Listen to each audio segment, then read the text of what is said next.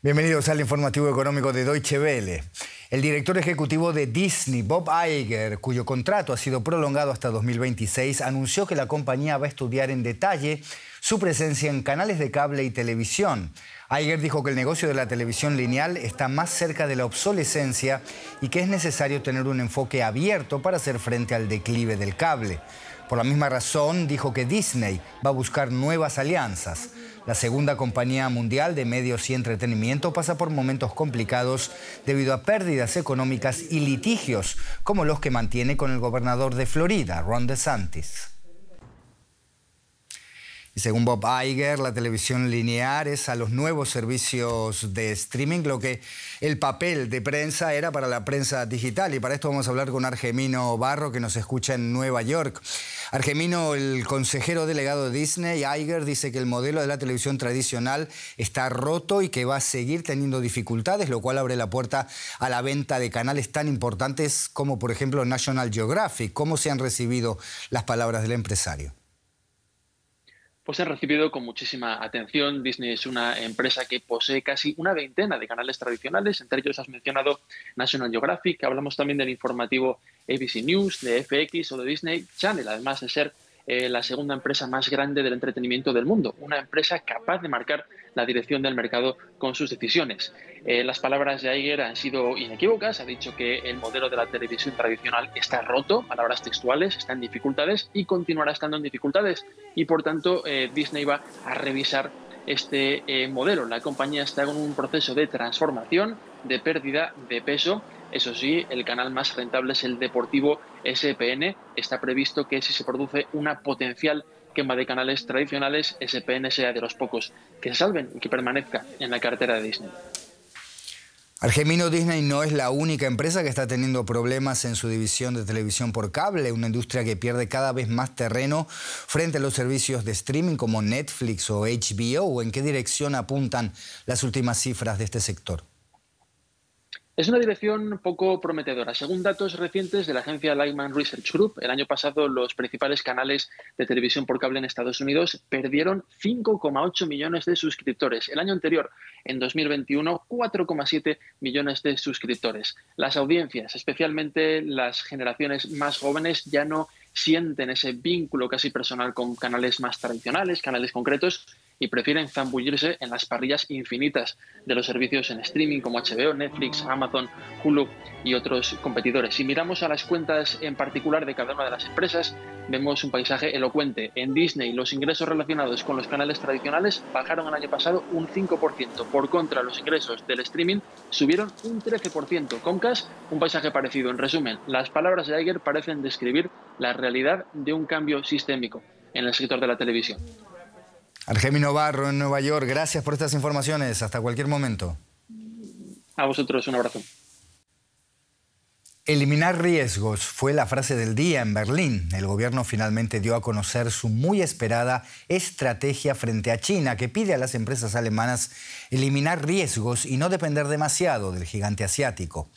El Consejo de Ministros del gobierno alemán aprobó el jueves este documento de 64 páginas, advirtiendo que la dependencia alemana de China ha crecido mucho en los últimos años y el deseo de que las relaciones económicas sean literalmente más justas, sostenibles y recíprocas.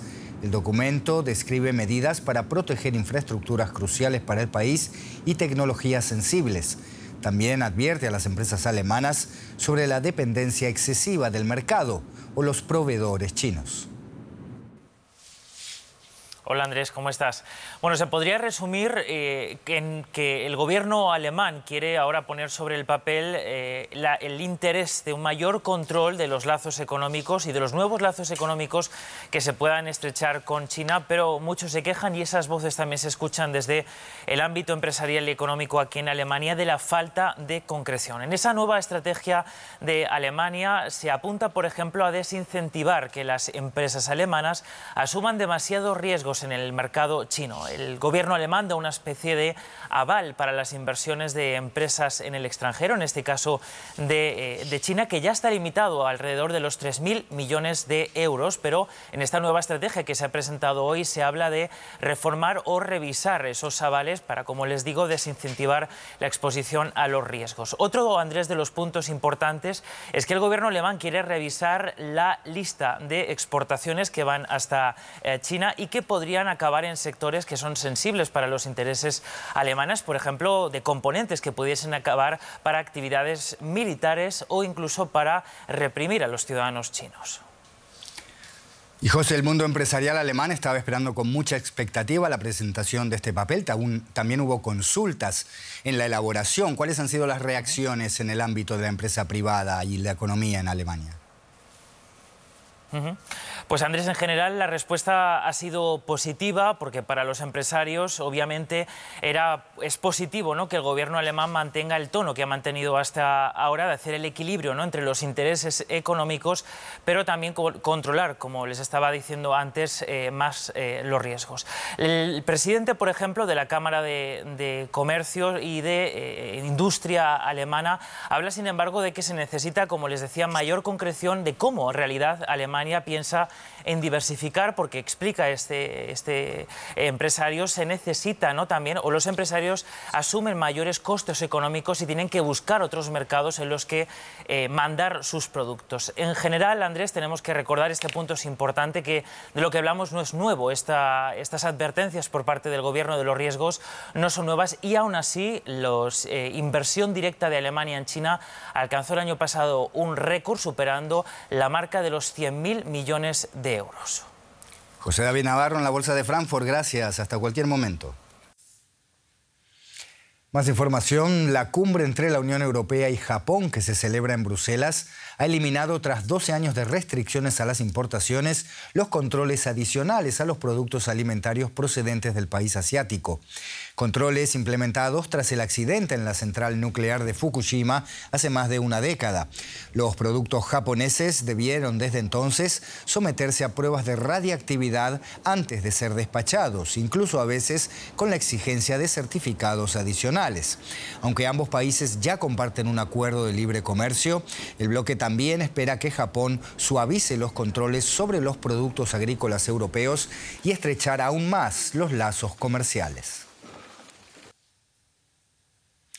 Por primera vez este año, la Agencia Internacional de Energía ha recortado su previsión de demanda de petróleo como consecuencia del impacto de las subidas de las tasas de interés y la desaceleración de la actividad industrial en Europa.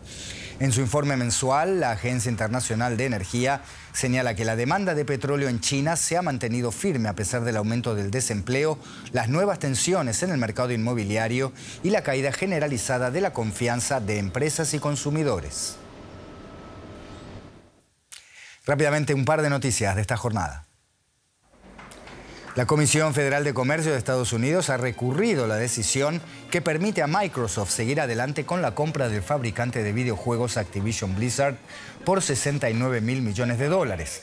Según la comisión reguladora, la compra perjudica la competencia, ya que Microsoft podría negar el acceso a sus rivales de los juegos de Activision. Bard, del chatbot de inteligencia artificial de Google, es ahora accesible en otros 50 países, entre ellos los Estados miembros de la Unión Europea y Brasil. Con este paso, el gigante tecnológico intenta ponerse a la altura del ChatGPT de OpenAI. Google además ha anunciado nuevas funciones para Bard, como respuestas de audio y análisis de fotos. Y ahora hablamos de trabajo. Aquí en Alemania gana aceptación la semana laboral de 4 días. Una empresa del norte de Alemania lo ha puesto en práctica y ha confirmado el resultado visto en otras empresas. Los empleados están satisfechos y compensan con productividad el día que dejan de trabajar. Y además, una ventaja adicional: ahora es más fácil cubrir las vacantes en plena escasez de trabajadores calificados.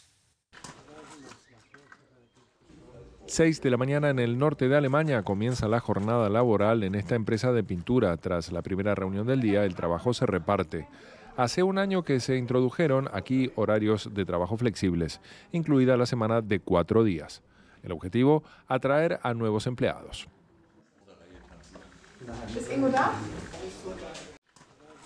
Catarina, ¿lo tienes todo? No necesitas escalera. Puedes barnizar todas las ventanas desde dentro y en la escalera hay una mancha de humedad. Nos organizamos para trabajar de lunes a jueves y eso tiene mucha aceptación. Es como tener un puente de fin de semana. Muchos dicen que se sienten como unas mini vacaciones. La productividad ha aumentado. Los viernes nunca fueron muy productivos. Yo misma me daba cuenta de que a partir de las 11 de la mañana la productividad disminuía y todos estaban ya pensando en el fin de semana. El ambiente de trabajo ha cambiado para mejor. Y han conseguido atraer más personal. Rosalie Flink es una de las nuevas empleadas. Quiere quedarse después de sus prácticas y ya sabe qué día le gustaría tener libre. Yo creo que en realidad preferiría tener libre los lunes. No me gustan mucho los lunes. Fue necesario reorganizar toda la oficina para hacer posible la semana laboral de 4 días. Sobre todo, ser más efectivos. Y para lograrlo, tuvieron que ponerse al día con ayuda de la nueva tecnología. Hace un año que nos digitalizamos. Todos usan iPads. Los materiales se piden a través del dispositivo. Implica un poco más de trabajo, pero desde que lo hago así, estamos mucho mejor organizados. Si conseguimos mejorar la organización del trabajo mediante un uso óptimo de los medios digitales, del software, del hardware y de la inteligencia artificial para necesitar menos horas para el mismo resultado, creo que vamos por buen camino. En los últimos 200 años quedó demostrado que es posible. Y en eso esta empresa quiere ser pionera. Para sus trabajadores, volver al horario semanal de 5 días es ahora inimaginable. Se confirma entonces que trabajando más contentos se trabaja mejor. Todos estos contenidos están también en nuestra aplicación móvil. Descárguela. Hasta la próxima.